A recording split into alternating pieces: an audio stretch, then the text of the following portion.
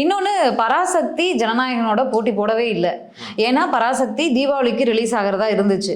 அந்த தீபாவளிக்கு ஜனநாயகன் ரிலீஸ்ன்னு இவங்க கொண்டுட்டு வந்ததுனால இவங்க டேட்டை மாற்றி, ஏன்னா ஆடியோ லான்ச்சில் சிவகார்த்திகேயன் தெளிவாக சொல்லியிருக்காரு, டேட்டை மாற்றி வேணாம் அப்படின்னு சொல்லி பொங்கலுக்கு கொண்டு வராங்க.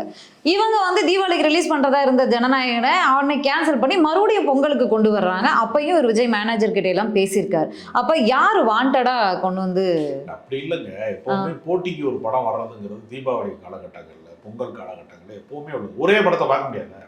இல்ல பார்க்க முடியாதுதான். முதல்வன் படமும் சேது படமும் ஒரே காலகட்டத்தில் தான் வந்துச்சு. இது ஒரு யாரோ ஒரு அறிமுக நாயகனாகவும் கூட ஒரு விக்ரம்னா யாருமே தெரியாத படம் பயங்கர ஹிட் ஆச்சு. அந்த படத்துக்கு பிறகுதான் அவரு தளபதியும் குணாவும் ஒன்னாதான் வந்துச்சு.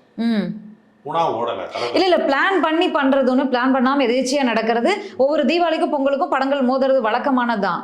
இவங்க வந்து தீபாவளிக்கு சரி நம்ம அண்ணனோட மோத வேணான்னு சிவகார்த்திகேயன் வந்து பொங்கலுக்கு போய்க்கலான்னு கொண்டு வந்திருக்காங்க. இவங்க பொங்கலுக்கு வந்து வாண்டடா கொண்டு வந்து பேசிட்டு அவங்களுக்கு எலெக்ஷன் அவஸ்தை இருக்குல்ல. அவேகாவுக்கு வந்து சிவகார்த்திகேயனுக்கு படம் எப்போ வந்தாலும் ஓடும். அவருக்கு சமீபத்திய படங்கள் ஹிட் ஆயிருக்கு. இவருக்கு அப்படி இல்லை.